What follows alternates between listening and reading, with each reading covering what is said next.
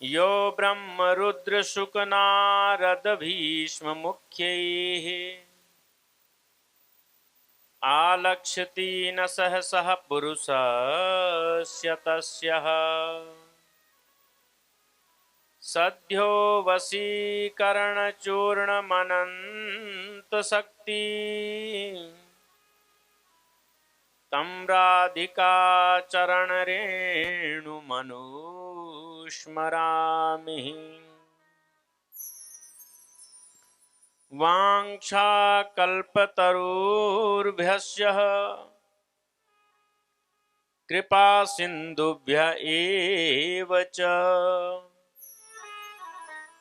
पतितानां पावनेभ्यो वैष्णवेभ्यो नमो नमः। तुलसी काननं यत्र यत्र पद्मवनानि च पुराण पठनं यत्र तत्र सन्निहितो हरिः। तत्रैव गंगा यमुना त्रिवेणी गोदावरी सिंधु सरस्वती च सर्वाणि तीर्थानि वसन्ति तत्र यत्राच्युतोदार कथा प्रसंगः। मूकं करोति वाचालं पंगुं लंघयते गिरिं यत्कृपातमहं वन्दे परमानन्दमाधवम्। राधा साध्य साधनं यस्य राधा मंत्रो राधा मंत्रदात्री च राधा सर्वं राधा जीवनं यस्य राधा राधा राधा वाचिकीं तस्य शेषम्। भक्ति भक्त भगवंत गुरु चतुर्नाम बपु एक इनके पद वंदन किए नासत विघ्न अनेक। बुद्धिहीन तन जानिकै सुमिरो पवन कुमार बल बुद्धि विद्या देहु मोहि हरहु कलेश विकार। आइए हनुमान विराजिए कथा कहूँ मति अनुसार प्रेम सहित गादी धरूं आसन करो स्वीकार। और कल हम सभी लोग कथा श्रवण कर रहे थे। नंद राय जी के घर में बालक का जन्म हुआ तो खूब उत्सव मनाया जा रहा था और हम सभी लोगों ने भी उत्सव में खूब आनंद लिया। इधर जन्मोत्सव मनाया जा रहा था तो नंद बाबा को याद आई कि मैंने अभी वार्षिक कर नहीं दिया, टैक्स, और ये वार्षिक कर देने के लिए मथुरा चले गए। मथुरा गए, वहां नंद बाबा की भेंट वसुदेव जी से हुई वसुदेव जी से नंद बाबा ने कहा, बोले देखो वसुदेव जी, हमने सुना है आपकी संतान हुई थी, उस पापी कंस ने आपके पुत्रों की हत्या कर दी। बड़ा दुख हुआ सुनकर के। वसुदेव जी ने कहा, बोले नंद राय जी, ये तो विधि का विधान है, लेकिन मुझे प्रसन्नता इस बात की है कि आपके भी संतान नहीं थी और आपके बुढ़ापे में ही सही, लेकिन आपके घर में बालक का जन्म हुआ। अब वसुदेव जी तो जानते हैं कि इनके यहाँ जो बालक है वो अपना ही है, लेकिन बोल सकते नहीं। तो वसुदेव जी ने कहा, नंदराय जी, आपको अधिक समय के लिए मथुरा में नहीं रहना चाहिए, आप गोकुल चले जाओ, क्योंकि मैंने सुना है आजकल ब्रज 84 कोस में बड़ी हिंसा हो रही है, उत्पात हो रहा है। नंद राय जी ने वसुदेव जी की बात मानी और गोकुल के लिए वापस प्रस्थान करने लग गए। उसी समय कंस को याद आई कि वो जो योग माया को मैं मारने का प्रयत्न कर रहा था, वो चतुर्भुज रूप में प्रकट हो गई थी और उसने कहा था कि तुझे मारने वाला ब्रज 84 कोस में कहीं जन्म ले चुका है, वो कौन होगा। इसने उसी समय अपने मंत्रियों को बुलाया, बैठक लगाई, महाराज बैठक बुलाई। अब दुष्ट के जो मंत्री होते हैं, सलाहकार, वो भी दुष्ट ही होते हैं।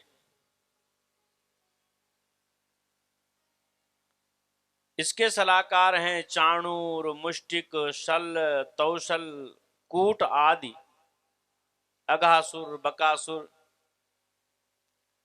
कंस ने कहा, बोले वो आकाशवाणी ने जो कहा था उससे मुझे भय उत्पन्न हो रहा है कि ब्रज 84 कोस में कोई मुझे मारने वाला जन्म ले चुका है, उसे कैसे ढूंढा जाए।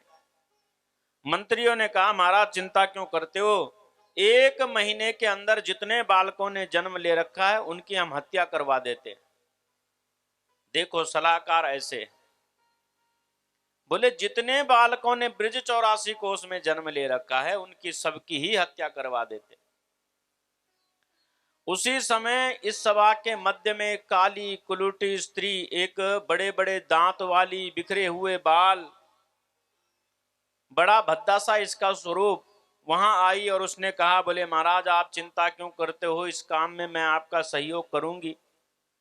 कंस ने कहा, तुम कैसे सहयोग करोगी। बोले महाराज मैं ब्रिज में जाऊंगी और 1 महीने के अंदर अंदर जिन बालकों ने जन्म ले रखा है उनको मैं अपना दूध पिलाऊंगी, और जब मैं उनको अपना दूध पिलाऊंगी तो अपने स्तन पर मैं विष लगा करके जाऊंगी और दूध के बहाने उनके मुख में जब विष चला जाएगा तो वो बालक मर जाएंगे। बोलो राधे राधे राधे। कंस ने कहा, अच्छा तू सबके घर में जाएगी। बोले हाँ। कंस ने कहा, तूने अपना स्वरूप देखा है कभी, तो आईने के सामने, शीशे के सामने कभी खड़ी हुई। बोले क्या हुआ। अरे तुझे घर में प्रवेश करने कौन देगा, तू ऐसी विकराल राक्षसी, तेरे लंबे लंबे दांत, बिखरे हुए बाल, काला कलूटा शरीर, तुझे घर में घुसने कौन देगा। और ये जो राक्षसी है इसका नाम है पूतना बकी।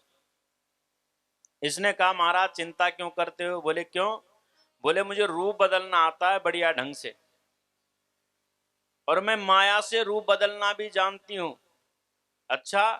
और उसी समय महाराज सबके देखते देखते इसने माया के प्रभाव से अपने स्वरूप को बदल दिया और ये सर्वांग सुंदरी नारी बन गई।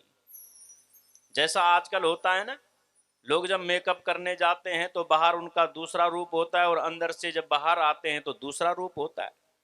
ऐसे ऐसे प्रोडक्ट लगा देते हैं, क्रीम पाउडर, महाराज पहचान ही ना पाए हैं। जब बाहर थी तो दूसरे रूप में और अंदर जाकर के न जाने कैसा स्वरूप बना देते हैं, बाहर आकर के कोई पहचान ही ना। अब जब ये सुंदर बन गई तो इसने कहा, बोले महाराज अब तो मैं इस कार्य में आपकी सेवा कर सकती हूं। बोले बिल्कुल। और ये जो पूतना है ये आकाश मार्ग से ब्रज 84 कोस में ढूंढने लगी जहां जहां बालकों का जन्म हो रखा था।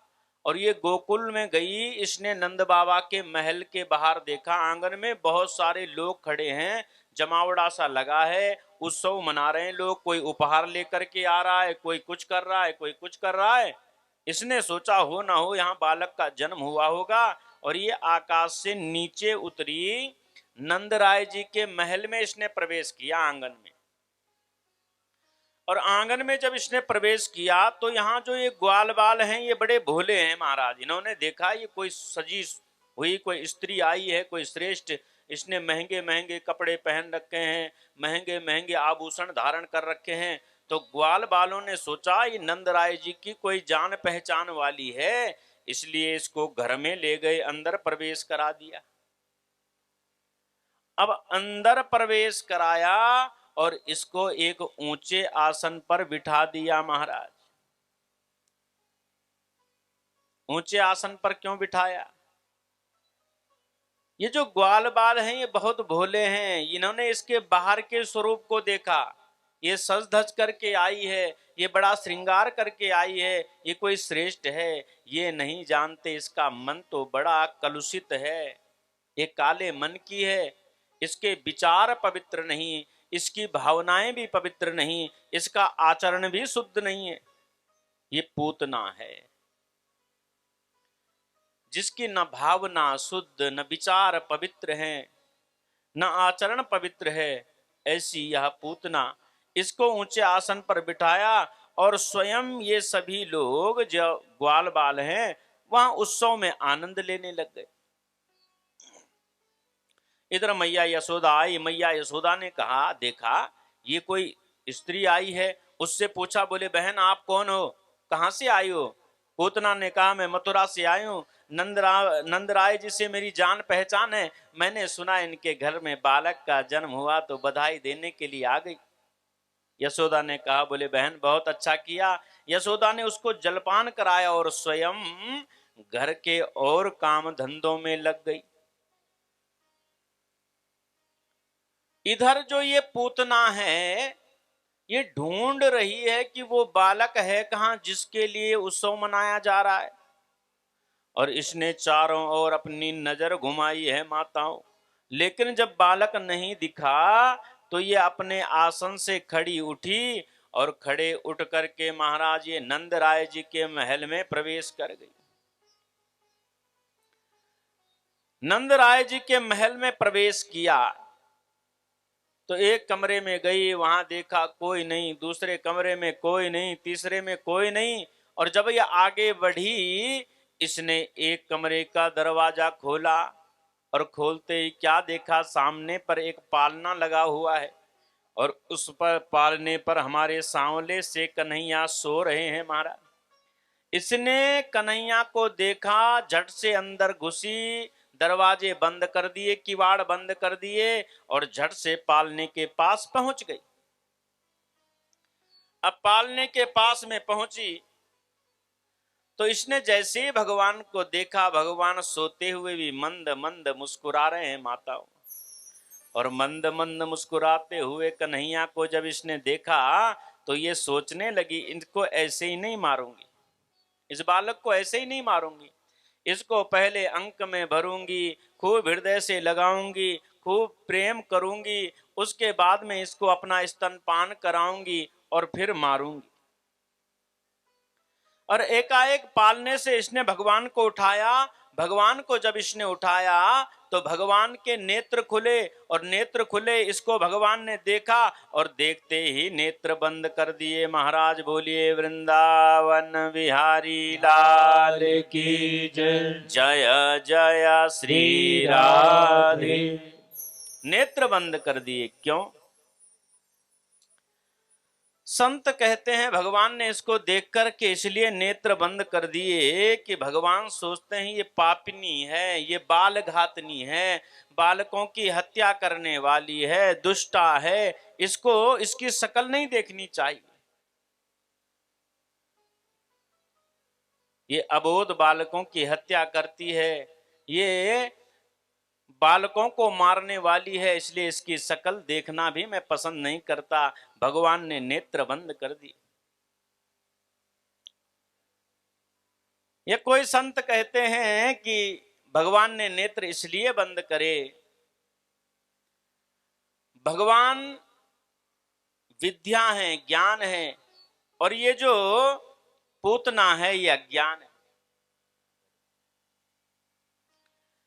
ये अज्ञान है। भगवान ने सोचा इसने माया से अपने स्वरूप को बनाया है, और मेरे सामने ये माया से रूप बना करके आई है, तो मैं मायापति हूं, मेरे सामने इसकी नकली माया टिकने वाली नहीं, और ये अपने स्वरूप में आ जाएगी तो मेरे ग्वाल बाल जितने सखा हैं, गोप गोपियां हैं, वो सब की सब डर जाएंगी। इसलिए भगवान ने कहा, सोचा उनके आनंद में विक्षेप नहीं डालना, विघ्न नहीं डालना, इसलिए भगवान ने नेत्र बंद कर दिए। बोलो राधे राधे। एक संत तो कहते हैं, माताओं सज्जनों, भगवान ने नेत्र इसलिए बंद किए कि भगवान के जो दो नेत्र हैं ये सूर्य और चंद्र, और भगवान के लोक में जाने के भी दो मार्ग हैं, धूमादि लोक। मानो सूर्य और चंद्र ने अपने मार्ग बंद कर लिए।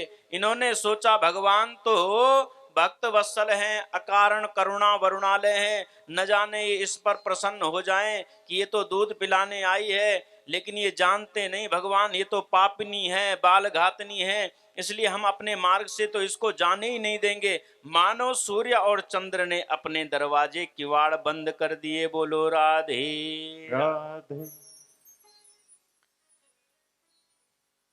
भगवान ने अपने नेत्र इसलिए बंद करे, भगवान सोच रहे हैं कि देखो कैसी विडंबना है।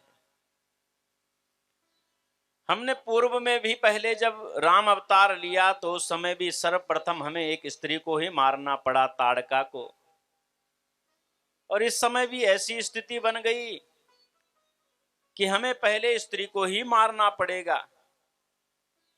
और भगवान सोच रहे हैं हमने तो यहाँ ब्रज में इसलिए अवतार ग्रहण किया, गोकुल में इसलिए आए, गौ के समुदाय के मध्य इसलिए आए, हम यहाँ खूब दूध दही माखन खाएंगे। और अभी तक हमने न दूध चखा न माखन चखा, और ये हमें विष पिलाने के लिए आ गई। कोई संत कहते हैं कि भगवान तो ऐसे करुणा करने वाले हैं सज्जनों, भगवान कभी किसी में कोई दोष नहीं देखते हैं। भगवान तो केवल गुण ढूंढते हैं कि इसके अंदर कौन सा गुण है जिससे मैं इसको पार लगाऊं। भगवान दोष देखते ही नहीं। मानो भगवान नेत्र बंद करने के बहाने ढूंढ रहे हैं कि इसने कोई सत्कर्म किया हो तो मैं इसको सदगति दे दूं। उसी समय इस पूतना ने भगवान को अपने हृदय से लगाया, दूध पिलाने लग गई, और भगवान दूध पीने लग गए। महाराज दूध पीते पीते पीते पीते ये सोच रही है, इसकी कलुषित भावना है कि इस बालक को मैं मार दूंगी, लेकिन दूध पीते पीते बहुत देर जब हो गई, भगवान रुकने का नाम नहीं लेते। धीरे धीरे धीरे धीरे इसकी छाती में जलन होने लग गई, पीड़ा होने लग गई, और पीड़ा जब होने लग गई तो ये उस बालक को कहती है पूत ना, पूत ना, इसलिए इसका नाम पूतना हुआ। और जैसे ही भगवान को हटाना चाहती है, भगवान ने इसकी छाती को दोनों हाथ से पकड़ लिया और कह रहे हैं, बोले माता जी हम जल्दी से किसी को पकड़ते नहीं, और जब पकड़ते हैं तो छोड़ते नहीं, कसकर के पकड़ लिया। और ये जोर जोर से जब इसकी छाती में दर्द होने लगा, चिल्लाने लग गई, रोने लग गई। रोने जब लगी तो जब इतनी पीड़ा शरीर में हुई कि इसका जो माया का स्वरूप वो छूट गया, अपने असली स्वरूप में आ गई, राक्षसी रूप में। इसने झट से महाराज वहां के किवाड़ खोले, बाहर नंदराय के आंगन में आई, और इस विशाल काय राक्षसी को देख करके ग्वाल बाल सब घबरा गए। इतना करते करते भगवान श्री कृष्ण ने दूध पीने के बहाने इसके प्राणों को ही पी लिया। बोलो राधे राधे। प्राणों का ही शोषण कर लिया महाराज। और ये धड़ाम से पृथ्वी पर गिर पड़ी और मर गई। भगवान इसकी छाती पर खेल रहे। मैया यशोदा मूर्छित हो गई। उसी समय एक गोपी गई और इस राक्षसी की छाती से भगवान को उठा करके ले आई, मैया के हाथ में दिया। मैया मैया मैया घबरा मत, देख तेरे लाला को मैं लेकर के आई। उसी समय जब यह पापनी पृथ्वी पर गिरी तो सुखदेव जी कहते हैं, परीक्षित इसका जो शरीर था वो बहुत विशाल शरीर था, बहुत विशाल शरीर। जब यहां मर गई तो नंद राय जी आए। नंद राय जी ने देखा ये विशाल स्वरूप वाली राक्षसी। ग्वाल बालों ने नंद बाबा को सारा वृत्तांत बताया। नंद बाबा ने कहा इसको जलाने की व्यवस्था करो। तो सुखदेव जी कहते हैं जब इसको जलाने की व्यवस्था की गई तो इसका इतना बड़ा शरीर था कि एक चिता पर इसको जलाया नहीं जा सकता था। बहुत सारी चिताओं पर रखा इसके शरीर को आरे से कुल्हाड़े से काट करके, और जब इसको जलाया तो इसके शरीर से दुर्गंध नहीं सुगंध आ रही थी। परीक्षित ने कहा गुरुदेव ये राक्षसी, उस पर ये बाल घातनी, ये पापिनी, इसको जलाया जा रहा था तो इसके शरीर से सुगंध आ रही थी, ऐसा कैसे हुआ? सुखदेव जी कहते परीक्षित ये जो पूतना है ये अविद्या है, और भगवान ने इस अविद्या का अज्ञान का शोषण दूध पीने के बहाने इसके सारे अज्ञान को अविद्या को समाप्त कर दिया, पी लिया, और अब इसके अंदर से केवल ज्ञान की सुगंधी आने लग गई, भक्ति की सुगंधी आने लग गई। सुखदेव जी कहते हैं परीक्षित ये जो पूतना थी पूर्व जन्म में ये राजा बलि की पुत्री रत्नावली थी। जिस समय भगवान वामन राजा बलि के यहां मांगने के लिए गए भिक्षा त्रिलोकी का दान, उस समय जब वामन भगवान दरवाजे पर खड़े थे तो इस रत्नावली ने भगवान को देखा, भगवान की रूप माधुरी पर मोहित हो गई। इसके मन में ये भाव आया कि ये बालक मेरा होता तो मैं इसको अपना स्तनपान कराती, दूध पिलाती, ये भाव इसके मन में आया।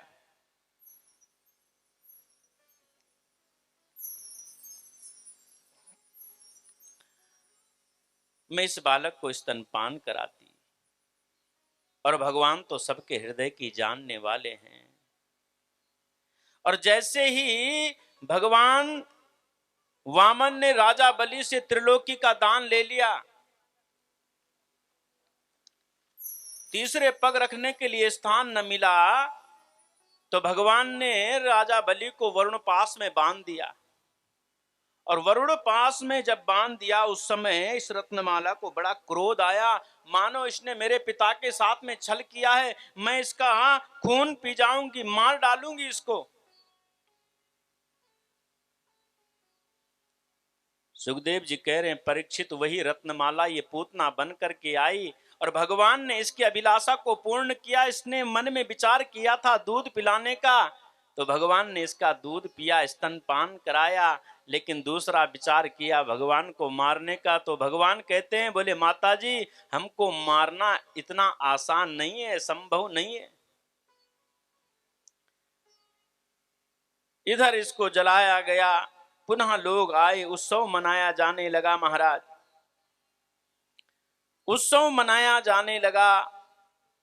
ये जितने ब्रिजवासी हैं, गोप गोपियां हैं, जन्म लेते ही भगवान श्री कृष्ण ने इनके हृदय को, इनके चित्त को चुरा लिया, आकर्षित कर लिया है महाराज। और ये किसी ना किसी बहाने से भगवान के दर्शनों के लिए आते हैं, दर्शन करते हैं। एक बार बड़ा जमावड़ा, बहुत से लोग आए हुए थे। अब उत्सव मनाया जा रहा है भगवान के जन्म का, तो कोई उपहार लाता, कोई कुछ लाता। मैया यशोदा ने कन्हैया को दूध पिलाया, अपनी गोद में रखा था। भगवान को नींद आने लग गई। अच्छा एक बात है, जब बालक सोता है तो सोता हुआ बालक बड़ा भारी लगता है माता।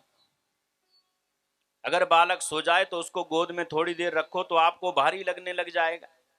मैया यशोदा ने सोचा कि ये कन्हैया तो सो गया, क्यों ना ऐसा काम करूं, इसको पालने में रख देती हूं। और मैया यशोदा ने कन्हैया को एक पालने में रखा, पालने को एक सकट के नीचे रख दिया। सकट के नीचे, सकट होता है एक पुराने जमाने में बैलगाड़ी हुआ करती थी जिसके लकड़ी के ही पहिए, उसको सकट कहा गया। उसके नीचे पालने को रखा, उसमें जो है कन्हैया को रख दिया। और स्वयं मैया यशोदा लोग आते, कोई उपहार लाता, कोई कुछ लाता तो मैया लेती और उस सकट के ऊपर रख देती। बोलो राधे राधे। उस सकट के ऊपर रख रही है तो भगवान के नेत्र खुले। भगवान ने सोचा ये तो गड़बड़ हो गया, मां ने मुझे तो रख दिया नीचे और उपहारों को रख दिया ऊपर। यानी मतलब क्या है, हमारे जीवन में वस्तुओं का लोभ इतना बढ़ जाता है कि हम भगवान को तो नीचे रख देते हैं, गौण समझते हैं, और संसार के पदार्थों को ऊपर, उनको ज्यादा महत्व दे देते हैं। संसार की वस्तुओं को अधिक महत्व दे दिया, पदार्थों को अधिक महत्व दे दिया।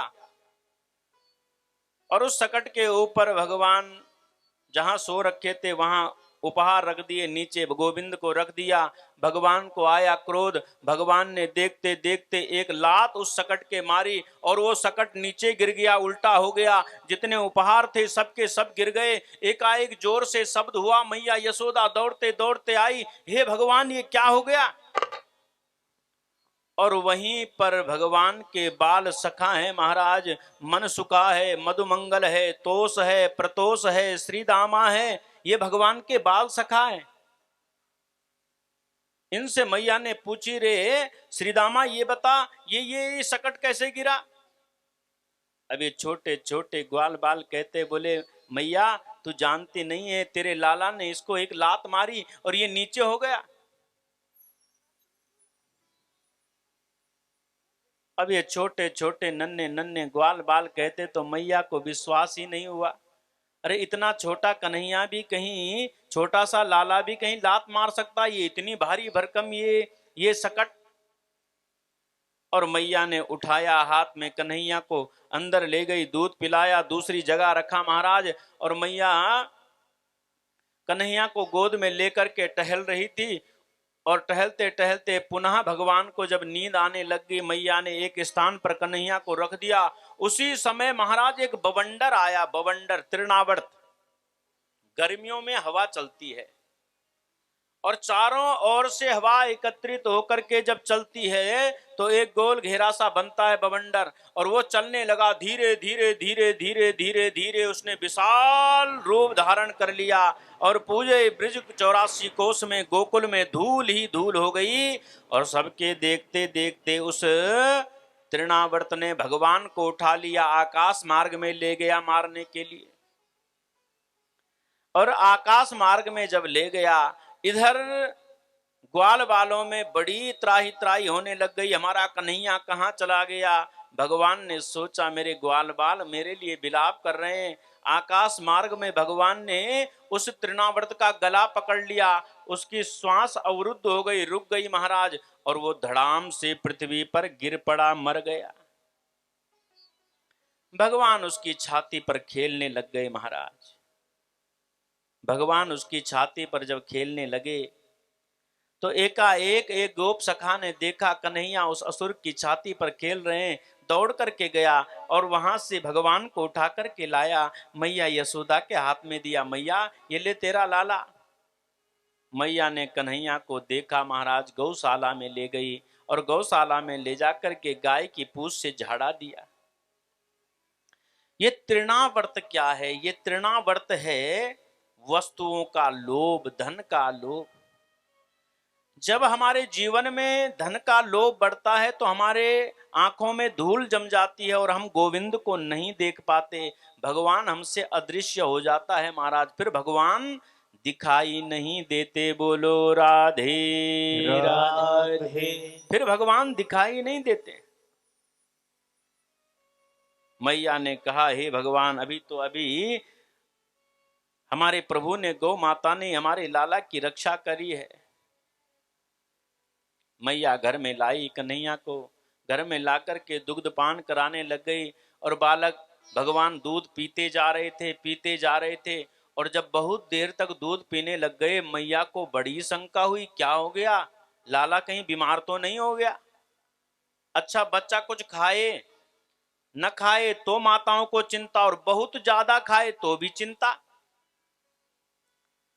मैया यशोदा ने सोची, आज ये दूध पिए जा रहा है, कहीं इसकी तबीयत तो खराब नहीं हो गई, कहीं इसकी तबीयत तो नहीं बिगड़ गई। और इतना मैया यशोदा ने सोचा तो भगवान तो सबके मन की जानने वाले हैं माता। उसी समय दूध पीते पीते भगवान को जमाई आई। और जैसे जमाई आई, मैया यशोदा ने भगवान के मुख में समस्त ब्रह्मांड के दर्शन कर लिए। बोलिए कृष्ण कन्हैया लाल की जय। ब्रह्मांड के दर्शन कराए, मानो भगवान ये जताना चाह रहे हो, मैया तू सोच रही है तेरा दूध मैं ही पी रहा हूं, तू नहीं जानती माता, तेरे दूध से तो संपूर्ण विश्व, पूरा ब्रह्मांड तृप्त हो रहा है। मैया यशोदा घबराई। उसी समय भगवान ने अपनी भक्त मोहिनी माया को प्रकट किया। मैया सोचने लगी, मैंने लाला के मुख में क्या देखा। ऐसी ऐसी लीला भगवान करते हैं महाराज। 1 वर्ष के भगवान हो गए, लेकिन अभी तक भगवान का नामकरण नहीं हुआ। बलराम और कृष्ण का नामकरण नहीं हुआ तो वसुदेव जी ने सोचा, नंदराय जी ने हमारे बालकों का नाम क्या रखा होगा, हमारे कानों में अभी तक सुनाई नहीं पड़ा। उसी समय वसुदेव जी के पास में गर्गाचार्य जी आए। और गर्गाचार्य जी जब आए तो वसुदेव जी ने कहा, बोले गुरुदेव, ब्राह्मण देवता आप चले जाओ गोकुल, वहां हमारे बालकों के हाल चाल देख करके आ जाओ, वो कैसे रह रहे हैं, उनका नाम क्या रखा है नंदराय जी ने। गर्गाचार्य जी ने कहा, देखो मैं चला तो जाऊं, लेकिन कंस को मालूम पड़ गई तो गड़बड़ हो जाएगी। कहीं कंस ये न समझ ले कि वो जो नंदराय जी के बालक हैं वो तुम्हारे बालक हैं, और मैं नहीं चाहता इस कारण से उनके ऊपर कोई संकट आ जाए। वसुदेव जी ने बहुत कहा, आप चले जाओ, चुपके से चले जाओ। और गर्गाचार्य जी गोकुल चले गए नंदराय जी के यहां। नंदराय जी के यहां गए, नंद बाबा गौशाला में बैठे हुए थे, गर्गाचार्य जी वहीं चले गए। नंदराय जी ने गर्गाचार्य जी के चरणों में प्रणाम किया तो गर्गाचार्य जी ने कहा, बोले नंदराय जी, मुझे तो बड़ी प्रसन्नता हुई, आपके बालक हुए हैं आपके यहाँ, तो बड़ी खुशी की बात है। ये बताओ आपने उनका नामकरण क्या किया, क्या नाम रखा। अब नंद बाबा ने कहा, बोले महाराज, जब से हमारे यहाँ बालकों का जन्म हुआ है, हमें तो याद ही नहीं उनका नाम क्या रखना है, हमें तो समय ही नहीं लगा। आप आ गए हो महाराज, बड़ी कृपा कर दी, आप ही हमारे बालकों का नामकरण संस्कार करवा दो। गर्गाचार्य जी ने कहा, सुनो, तुम्हारे जो आचार्य हैं वो सांडिल्य मुनि है, मैं तो यादवों का पुरोहित हूं, और यदि मैं तुम्हारे बालकों का नामकरण करा दूं तो कंस को मालूम पड़ जाएगी तो गड़बड़ हो जाएगी। क्यों? क्योंकि नंदराय जी आपका एक स्वभाव है, घर में छोटा सा भी कोई कार्य हो तो आप उसको बहुत बड़ा एक उत्सव का स्वरूप दे देते हो। और जब आपके यहाँ उत्सव मनाया जाएगा तो कंस के कानों में ये बात चली जाएगी तो वो सोचेगा गर्गाचार्य जी ने नंदराय के बालकों का नामकरण किया, तो वो समझ जाएगा कहीं गड़बड़ तो नहीं है। इतना जब गर्गाचार्य जी ने कहा तो नंद बाबा ने कहा, महाराज चिंता ही ना करो, मैं छोटे से स्वरूप में नामकरण कर दूंगा, आप तो गौशाला में ही इनका नामकरण कर दो बस। इतना नंद बाबा ने कहा, गर्गाचार्य जी मान गए। और उसी समय एक गोप को भेज करके उससे कहा जाओ घर से यशोदा और रोहिणी को बुला करके लेकर के आओ और उनसे कहना कि अपने अपने बालकों को लेकर के यहाँ आ जाओ, आज नामकरण संस्कार बालकों का करना है। अब गोप ने घर पर जाकर के कहा तो मैया यशोदा रोहिणी अपने बालकों को लेकर के आ रही थी। उसी समय मैया यशोदा ने सोचा, बोले दीदी हमने सुनी है ये जो गर्गाचार्य जी हैं ये बहुत बड़े ज्योतिषी हैं। अब ज्योतिषी पक्का है कि नहीं, जरा इसकी परीक्षा भी ले ली जाए। हमने सुना है ज्योतिष के विद्वान हैं। तो रोहिणी ने कहा, बोले बहन कैसे परीक्षा लें? बोले एक काम करो, ये जो मेरा लाला है इसको आप अपनी गोद में ले लो, अपने बालक को मेरी गोद में दे दो, तब देखते हैं वो क्या बताते हैं। अब मैया यशोदा और रोहिणी दोनों के दोनों चले गए। महाराज गर्गाचार्य जी को प्रणाम किया और प्रणाम करके बैठ गई आसन पर। मैया यशोदा ने कहा, बोले ब्राह्मण देवता ये बताओ मेरा जो ये बालक है इसका नाम क्या होगा, इसका नाम मैं क्या रखूं? और जैसे ही यशोदा की गोद में बालक को गर्गाचार्य ने देखा, कहा देवी कि अयम ही रोहिणी पुत्रो रमयन सुहृदो गुणै आख्यास्यते राम इति बलाधिक्या बलम विदुः। देवी तू कह रही है तेरा बालक, ये तेरा लाला नहीं है। अच्छा बाबा मेरा नहीं तो किसका है? अयम ही रोहिणी पुत्रो, ये तो रोहिणी का बेटा है। तू कहती है इसका नाम क्या होगा? तो बेटी सुन, इसका नाम होगा राम, क्योंकि ये सबके हृदय में रमण करने वाला होगा। और देवी बलाधिक्यात बलम विदु, इसके अंदर बल की अधिकता होगी, इसलिए इसका नाम होगा बलराम। मैया यशोदा ने चुपके से रोहिणी दीदी की ओर देखा, कहा दीदी ज्योतिषी तो पक्का है, सच्ची सच्ची बोलता है। अच्छा बाबा ये बताओ जो रोहिणी दीदी की गोद में बालक बैठा है इसका नाम क्या होगा, इसका नाम क्या होगा? और जैसे ही रोहिणी की गोद में बालक को देखा, गर्गाचार्य ने उस बालक को देखा तो इनकी समाधि लग गई माताओं सज्जनों।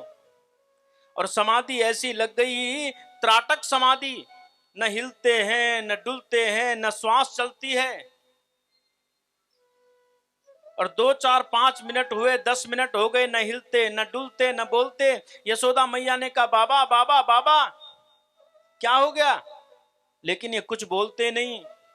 धीरे धीरे धीरे यशोदा मैया गर्गाचार्य की नाक के पास हाथ ले गई, श्वास भी नहीं चल रही। यशोदा मैया ने रोहिणी दीदी से कहा, बोले बहन लगता है आज तो ब्राह्मण देवता पधार गए। ये नंद बाबा भी न जाने कहां से बूढ़े ब्राह्मण को पकड़ करके ले आए, इन्होंने भी आज ही यह पधारना था हमारे बेटे के नामकरण के समय।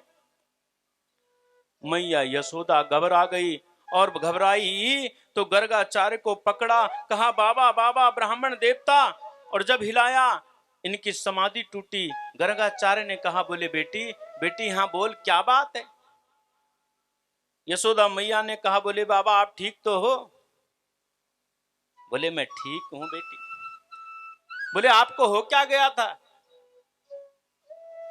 बेटी तेरा लाला है ही ऐसा, जो इसको एक बार देखता है वो अपने बस में नहीं रहता है बेटी, उसकी तो जन्म जन्म की समाधि लग जाती है।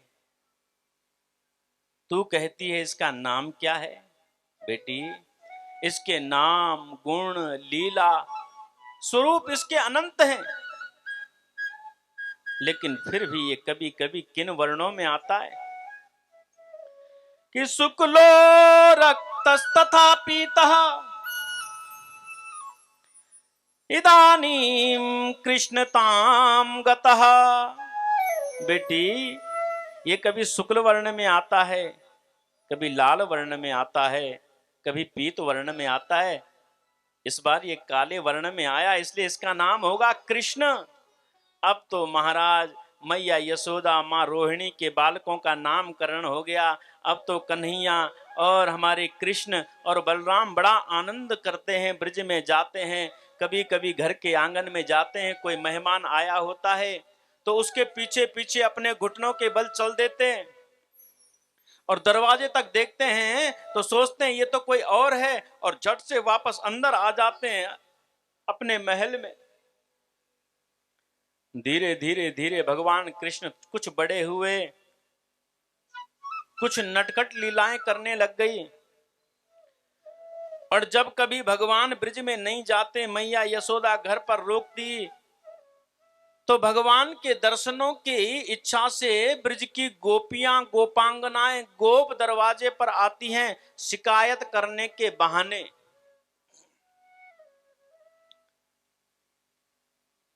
और आकर के कहती, अरे मैया यशोदा सुन सुन। मैया कहती है, हाँ गोपियों क्या बात है? बोले सुन, हम तेरे लाला की शिकायत लेकर के तेरे पास आई है। तेरा लाला क्या क्या हमारे यहाँ करता है? बोले क्या करता है? बोले वो आकर के हमारे बछड़ों को खोल देता है कि वसान मुंचन क्वचिद समये क्रोश संजात हासः। बोले आकर के बछड़ों को खोल देता है। मैया ने कहा, गोपियों ये भी शिकायत की बात है? अरे तुम्हारे बछड़ों को खोल देता है तो अच्छी बात तो है, तुम्हें खोलने नहीं पड़ते, तुम्हारा काम तो आसान कर देता है।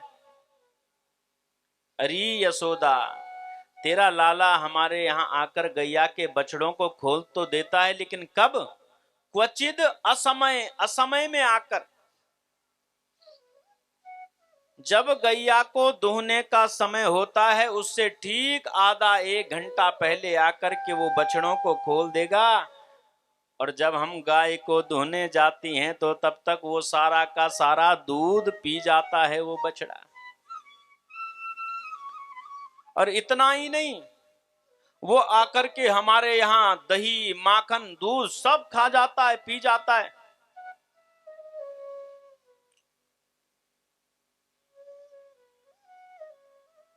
मैया यशोदा ने कहा, तुम्हारे यहाँ आकर के वो माखन दूध दही खा जाता है? अरे गोपियों तुम होश में तो हो, क्या कह रही हो? बोले हाँ हम सच्ची कह रही हैं।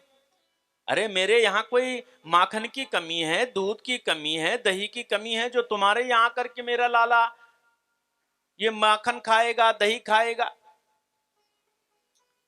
अरे मेरे यहाँ कोई कमी है क्या? गोपियों ने कहा, अरे यशोदा तू तो बुरा मान गई। अरे तेरा लाला आता है हमारे यहाँ, माखन खाता है, मिश्री हम दूध दही खाता है, हमें अच्छा लगता है। मैया ने कहा, अच्छा लगता है तो फिर शिकायत लेकर के मेरे दरवाजे पर क्यों आई?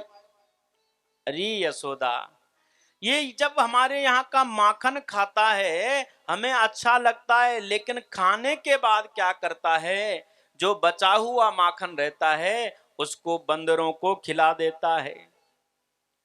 मरकान भोक्षण विभजिति सा चेन्नाति भांडम भिन्नति। अच्छा बंदरों को खिलाए तो भी कोई बात नहीं, चलो कोई तो खाए। जब वो बर्तन खाली हो जाते हैं तो उन बर्तनों को ये तोड़ करके फोड़ करके चला जाता है। तो मैया यशोदा कन्हैया को बुलाती है, कन्हैया को धमकाती है इन गोपियों के सामने। और जब इनको भगवान के दर्शन हो जाते हैं महाराज, तो ये बड़ी प्रसन्न हो जाती हैं। द्रव्यालाभे सग्रह कुपितो यातुपक्रोश्यतो कान। जब इनके नेत्र तृप्त होते हैं तो ये मैया से कहते हैं, मैया इसको डांट मत, इसको डांट मत, अच्छा नहीं लगता, ये हमारे यहाँ दूध माखन खाता है, हमें अच्छा लगता है। और दर्शन करके उस झांकी को लेकर के अपने हृदय में या अपने घर को जाती हैं, चर्चा करती। ऐसी ऐसी लीलाएं भगवान करते हैं। कभी किसी के यहाँ माखन चुराते हैं, किसी के यहाँ दूध चुराते हैं, किसी के गैया के बछड़ों को खोल देते हैं। एक बार यशोदा मैया यमुना तट पर पानी भरने गई तो कन्हैया को अपने साथ में ले गई। और कन्हैया को जब अपने साथ में ले गई महाराज, तो स्वयं यशोदा मैया जल भरने के लिए गई। कन्हैया ने सोचा मैया जल भर रही है, उसी समय कन्हैया किनारे पर आ गए, कोने पर, और अपने मुख में मिट्टी डालने लग गए, मिट्टी खाने लग गए। महाराज मृद भक्षण लीला भगवान कर रहे हैं एकांत में जाकर। अच्छा ये बताओ, एकांत में जाकर क्यों मिट्टी खाई? क्योंकि हमारी यहाँ की सभ्यता है, परंपरा है क्या कि पत्नी से एकांत में मिला जाए, और ये जो पृथ्वी है भगवान की पटरानी है। मानो एकांत में जाकर के अपनी पत्नी से मिले तो पृथ्वी ने कहा, प्रभु आपको याद भी है आपने क्या वचन दिया है मुझे, आपने मेरे भार उतारने का संकल्प लिया है। और भगवान उस पृथ्वी को समझा रहे हो, मानो देवी चिंता न करो, समय आने दो, सब पापियों को मार करके तो तुमसे मैं पाप मुक्त कर दूंगा, भार मुक्त कर दूंगा। मानो एकांत में जाकर के भगवान उस मिट्टी को, पृथ्वी को समझा रहे हैं। उसी समय कोई गोप आया, उसने कहा, री मैया तू तो यहाँ जल भरने में मस्त है, तुझे मालूम है तेरा लाला तो मिट्टी खा रहा है? और मैया ने जब सुनी महाराज तो दौड़ करके आई कन्हैया के पास, क्यों रे लाला तू मिट्टी खा रहा है? अब भगवान ने मुख में रखा था एक मिट्टी का गोला। बोले लाला तू मिट्टी खा रहा है? बोले बोले मिट्टी खा रहा है? बोले अरे बोले मिट्टी खा रहा है? बोले और इतनी देर में भगवान उस मिट्टी के गोले को गट्ट कर गए अंदर। मैया ने कहा, लाला तो अपना मुख खोल, मुख खोल। और जैसे ही भगवान ने अपना मुख खोला है माताओं, कि भगवान श्री कृष्ण ने मैया यशोदा को अपने मुख में ब्रह्मांड के दर्शन करा दिए। बोलिए भक्तवत्सल भगवान।